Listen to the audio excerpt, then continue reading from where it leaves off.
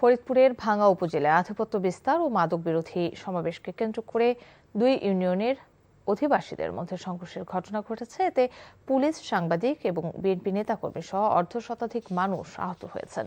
সকাল ৮টা থেকে শুরু হওয়া সংঘর্ষ চলে দুপুর ২টা পর্যন্ত।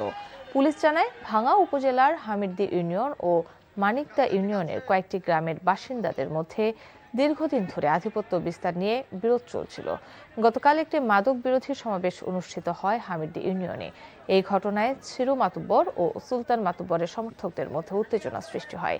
এর জেরে উভয় পক্ষ সকালে ফরিদপুর ভাঙ্গা বরিশাল মহাসড়কের পুকুরিয়া বাস স্ট্যান্ড এলাকায় দেশীয় অস্ত্র নিয়ে অবস্থান নেয়। পুলিশ গিয়ে টিয়ারশেল নিক্ষেপ করলেও সংঘর্ষ থামানোর চেষ্টা করে। ৬ ঘন্টা পর পরিস্থিতি নিয়ন্ত্রণে আসে। এতে পুলিশ, সাংবাদিক ও বিএনপি নেতা সহ আহত হন অর্ধশতাধিক।